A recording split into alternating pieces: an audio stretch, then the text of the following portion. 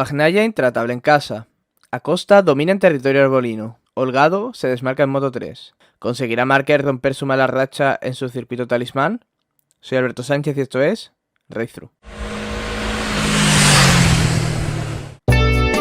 Tras 3 semanas de parón regresaba MotoGP con el Gran Premio de Italia en el circuito de Mugello, territorio Ducati, y en casa Ducati manda Ducati. Un circuito en el que ya Bagnaia dominó la temporada pasada y que este año no iba a ser menos, empezando por la pole position que se llevó el sábado, batiendo por milésimas a un Marc Márquez que volvió a hacerlo. Volvió a terminar en primera línea gracias a la rueda de Pecco, puesto que esta es la única manera de poder hacer esa onda competitiva. Una acción que tuvo un poco de polémica por realmente un malentendido, y es que el italiano se encontraba iniciando vuelta cuando se encontró a Marc saliendo de boxes. Aunque este se lograría apartar de la trazada en la primera curva, molestó lo suficiente a Bagnaia para que este se enfadara con él. Desconcentrado, en lugar de seguir tirando, abortó vuelta y rodó lento, lo cual lo aprovechó Marc para pegarse a su rueda e iniciar la vuelta lanzada pegado al piloto italiano. Un nuevo caso de enfado con Marc que veremos si no tiene consecuencias en el futuro en el reglamento. La primera línea la cerraría Alex Márquez, quedando tercero, suponiendo esta la primera vez en la que ambos hermanos se encontrarían en primera línea. Para la carrera sprint tendríamos la baja ya desde antes de empezar de Joan Mir, el piloto mallorquín de Honda. Está pasando por su peor temporada en la categoría reina de largo, y ya sumado a los malos resultados hay que sumarle las lesiones, y es que los libres 2 tendría una caída por forzar de más su moto, provocándole una lesión en la mano y obligándole por tanto a abandonar el Gran Premio. En la carrera sprint sería la única oportunidad que tendría Alex Márquez de intentar rascar un podio saliendo desde arriba, y es que el piloto catalán contaba con una sanción de 3 posiciones que debería cumplir en la carrera larga, por tanto no sería tercero sino sexto, lo que hacía más importante para él esta carrera sprint. Sin embargo, una mala salida y un toque con Brad Binder en la primera curva acabarían con el piloto de Gresini en el suelo y abandonando. Una carrera sprint que se volvió un tanto loca al poco de arrancar, pues tras esa primera vuelta comenzaría a llover, lo cual provocaría que no existiera un grupo que se escapara del resto. Tendríamos un grupo muy grande de pilotos rondando la primera posición y mucho caos, con muchas alternativas para ocupar esa plaza de privilegio. Entre tanto revuelto tendríamos la caída de Alex Rins, que se lesionaría de gravedad, perdiéndose lo que resta del Gran Premio, diciendo adiós a la temporada hasta después del parón de verano. En ese batiburrillo de pilotos que luchaban por la victoria, Marc se acabaría quedando atrás tras un toque con Jack Miller cuando este lo intentaba adelantar, haciendo lo imposible adelantar nuevamente, pues la Honda no tiene ritmo para ello, bastante que puede defenderse. Con la lluvia, Martín aprovechó para ponerse el líder, pero como no terminó de mojarse la pista, la lluvia pararía y pronto Bagnaia demostraría quién manda en Ducati y en Mugello. No solo eso, también se le uniría a Marco Bezzecchi, que también adelantaría a Jorge Martín, quedándose la pelea por la victoria entre los dos pilotos que lideran el campeonato actualmente. A falta de 3 vueltas, Bezzecchi lograría adelantar a Bagnaia, sin embargo el ritmo del piloto campeón del mundo sería muy superior al del aspirante y acabaría logrando la victoria. En la carrera larga tendríamos una salida con lo esperado, con Bagnaia peleando el liderato con Jack Miller, que realizó una grandísima salida, y un Marc que caería posiciones. Bagnaia lograría escaparse unos metros en esa primera vuelta y tan solo Jorge Martín podría salir a caza del piloto italiano, aunque sin llegar a pillarle. Marc aguantaría varias vueltas a rueda de Marini luchando por la tercera posición, pero en la última curva se iría un poco largo y se caería nuevamente. Otro 0 para el piloto de Cervera, para 8 veces campeón del mundo, que en lo que va de campeonato no ha sido capaz de terminar ninguna carrera larga, algo que está desesperando al propio Marc, que ya le vimos quejarse su moto una vez se levantó de la caída. Con Marc Márquez fuera de juego, la pelea por el tercer puesto del podio se centraría en el otro Márquez, en este caso Alex, y el propio Marini, al que se les uniría posteriormente Johan Zarco, que venía remontando desde atrás. Por tanto, llegado mitad de la carrera, nos encontramos con la siguiente situación: 5 Ducatis en las 5 primeras posiciones. Algo que no llegaría hasta el final, pues Alex Márquez, a falta de 9 vueltas, se caería peleando por esa tercera posición, de hecho cuando se encontraba en ella. Un doble 0 para Alex en un fin de semana que pintaba muy bien para el piloto de Gresini. Por detrás nos encontrábamos una Yamaha que sigue a la deriva en el campeonato, y sobre todo un Fabio Quartararo que cada vez está sufriendo más. En este caso, el piloto francés, campeón del mundo en 2021 y subcampeón de la temporada pasada, no solo se encontraría falto de ritmo, sino que encima se encontraría por detrás de su compañero de equipo, un Franco Morbidelli que tiene un pie y medio fuera de Yamaha y quién sabe si de MotoGP. En la pelea por el podio, Zarco lograría adelantar a Marini a falta de 5 vueltas, siendo capaz de dejarlo atrás y rodar en solitario con comodidad. Marini que se fue viniendo abajo, pero que aún así no fue el peor Uber de 46, fue Marco Bezzecchi, que tuvo una mala carrera y que pierde distancia respecto a Bagnaia después de haberle recortado 25 puntos en Francia. El que sí que tuvo una buena carrera, alejado de los focos y sin que nadie prácticamente se diera cuenta de su presencia, fue Brad Binder, que nuevamente clasificó mal, tuvo que remontar y lo lograría siendo la primera KTM, la primera no Ducati, terminando en quinta posición. Finalmente Johan Zarco terminaría tercero, aumentando así su registro como el piloto con más podios sin lograr ganar en MotoGP, suma ya 18. Segundo sería Jorge Martín, que mostró un ritmo espectacular durante toda la carrera y al que solo Bagnaia pudo derrotar. Parece que poco a poco va encontrando esa regularidad que se ha hecho en falta la temporada pasada. Veremos cómo va evolucionando la temporada del piloto madrileño. Y hablando de Bagnaia, un nuevo golpe sobre la mesa del piloto italiano que gana en casa por segunda temporada consecutiva. Empata en número de victorias con Ducati, Andrea Dovizioso como el segundo piloto más laureado de la marca italiana en MotoGP. Y mira ya de reojo esas 23 victorias de Casey Stoner para convertirse en el mejor piloto Ducati de la historia. En Moto2 nos encontraríamos con la primera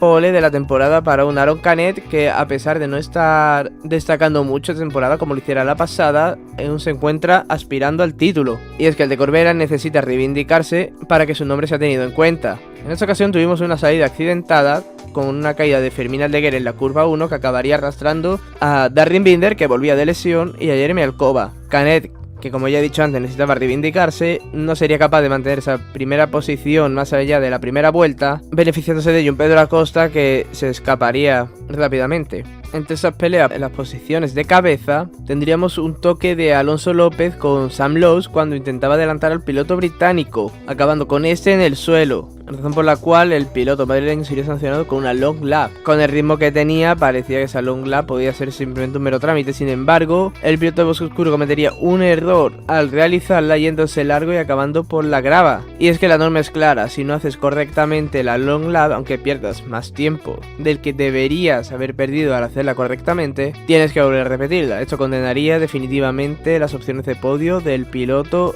de Bosco Oscuro. Acosta, por su parte, a partir de la vuelta 3 rodaría completamente en solitario, demostrando un ritmo excepcional y dirigiéndose hacia su doblete en el circuito italiano, ya que aquí fue donde lograría su primera victoria en la categoría de Moto2 la temporada pasada. Por detrás, Sonny Albolino y Philippe Salah conseguirían descolgarse de Aron Canet y escaparse en solitario en lo que parecía que cerraba el podio de manera definitiva. Y no sería así, puesto que el piloto checo se acabaría descolgando también del piloto de Marco BDS, sería atrapado por Canet y poco a poco iría cayendo posiciones, lo que parecía que podía ser un nuevo podio para el piloto de Gresini, que está realizando una gran temporada. Finalmente acabaría en una discreta séptima posición. Con Arbolino ya escapado, la pelea interesante estaba por la tercera plaza entre Aron Canet y Jake Dixon. Y es que el último tramo de la carrera del piloto británico del equipo Aspar fue muy buena, remontando desde atrás, dando caza primero a Salah y después a Canet, para acabar adelantando al piloto de Corbera, logrando así un nuevo podio, en el que acompañaría a un Tony Arbolino que minimiza daños respecto a Pedro Acosta, puesto que en todo el fin de semana se encontró muy lejos del piloto murciano, y un Pedro Acosta que volvió a imponer un ritmo apoteósico, que logra su tercera victoria de la temporada y que se aferra a esas opciones de título que se le complicaron tras el abandono y victoria de Arbolino en Le Mans. Por detrás, Alonso López, que después de realizar su segunda long lap por el error de la primera estaba muy atrás, consiguió recuperar el ritmo que tenía al principio de carrera y remontar hasta la sexta posición, lo cual nos hace pensar que de no haber tenido que repetir esa long lap seguramente hubiera acabado en el podio. En Moto3 nos encontramos el sábado con la pole de un Denis Onchuk, que durante todo el fin de semana se mostró como el piloto más rápido y parecía que por fin podía llegar a esa ansiada primera victoria que tantas veces se le había escapado. Una carrera de Moto3 que tuvo un inicio complicado, pues se condicionó un poco la salida por Romano Fenati, al que se le paró la moto justo antes de dar pistoletazo de salida a la carrera. El plan de 8 estaba claro, escaparse aprovechando su ritmo, pero no lo conseguiría. Eso sí, conseguiría romper el grupo creando una carrera extraña para lo que es Moto3 y más en Mugello, puesto que solo 5 pilotos estarían en el grupo cabecero: el propio Honshu, Sasaki, Dani Olgado, David Alonso y Jaume Masia. Por detrás, eso sí que teníamos un gran grupo y vimos la gran remontada de un Iván Ortolá que salía muy atrás, al igual que Moreira, que también tenía que hacer una long lap, y que consiguieron al final de la carrera salvar los muebles y mantenerse vivos en esa lucha por el título. Volviendo al grupo delantero, en las últimas vueltas tendríamos constantes cambios en el liderato, más aún tras el error de Denis Honshu en la curva 1. Esto hizo sospechar a dirección de carrera que mandaría un aviso a los 5 pilotos de ese grupo, pues interpretarían que nadie quería liderar en la última curva, pues por culpa de rebufo y hasta ser una recta tan larga y la meta tan lejos de la última curva, el que sale primero acaba perdiendo. Que sería exactamente lo que le pasaría a Denis Honshu, que eso sí llegaría con algo de distancia a la última curva, pero rebufo no perdonaría y Dani Olgado lograría su tercera victoria de la temporada y se afianza aún más en el liderato del campeonato. Una victoria que se le escapa a Honshu, esta vez más cerca que nunca, quizás un poco igualada a lo que sufrió en Valencia la temporada pasada. Una derrota por parte de Honshu que nos deja una curiosidad, y es que de la temporada pasada a esta se produjo un cambio entre KTM y Tectrua, en el que Dani Olgado bajaría a Tectrua y Denis Honshu subiría al equipo oficial de KTM, y de momento este cambio parece que le está saliendo mejor a los franceses, pues su piloto es el líder del campeonato. Tercero finalizaría Ayumu Sasaki, que poco a poco está encontrando esa regularidad que tuvo la temporada pasada y que le puede permitir entrar en la pelea por el título. Muy bien también por su parte David Alonso, que finaliza cuarto y queda un golpe sobre la mesa en el campeonato de rookies, puesto que su más próximo rival, José Antonio Rueda, parece un poco perdido en estas últimas carreras. Sin tiempo apenas para analizar lo sucedido en Mugello, llegamos a Alemania, territorio históricamente Marc, pero que llegamos este año en una situación diferente. Eso sí, lo bueno para el piloto de Cervera es que esta temporada la Honda fue bien en un circuito en el que siempre había dominado. Fue el caso de Austin con la victoria de Les Rins, un circuito como el de Sachsenring en el que Marc Márquez es el rey, ganando todas las carreras desde el año 2010 sin incluir la temporada pasada. Es posible que veamos un cambio o un resultado muy positivo para Marc, que quizá le ayude a mejorar sensaciones de cara a lo que resta de campeonato. Llegamos a un circuito que fue un punto de inflexión para McLaren en la temporada pasada, y es que en ese caso el Gran Premio de Alemania sería el que cerrara la primera parte de la temporada justo previo al parón de verano, y en ella tendría lugar el último cero del piloto de Ducati, que saldría de Sachsenring con la mayor distancia respecto a Quartararo que se ha remontado jamás en la historia de cualquier competición del motor. Como novedades, o en este caso bajas, tenemos la ausencia de un Joan Mir, que debido a esa lesión que sufrió en los libres 2 de Mugello, se perderá, ya confirmado, el Gran Premio de Alemania, y veremos qué ocurre con Assen la siguiente semana. De momento nos centramos en lo que va a pasar en el circuito sajón, cuya acción arranca el viernes con los libres 1 de Moto 3 a las 9, Moto 2 a las 10 menos 10 y Moto GP a las 11 menos cuarto. Los libres 2 de Moto 3 arrancarán a la 1 y cuarto, Moto 2 a las 2 y 5, cierra Moto GP a las 3 de la tarde. Sábado libres 3 con Moto 3 arrancando los motores a las 9 menos 20, Moto 2 9:25 y MotoGP 10 y 10. Seguirá la clasificación de MotoGP con la Q1 dando inicio a las 11 menos 10.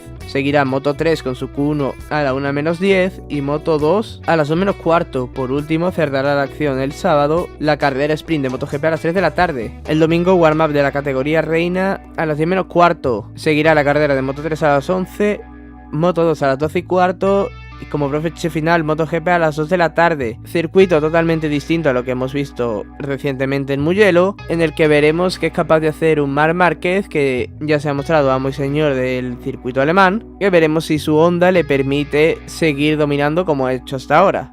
Eso ya lo veremos la semana que viene, entonces a seguir dando gas.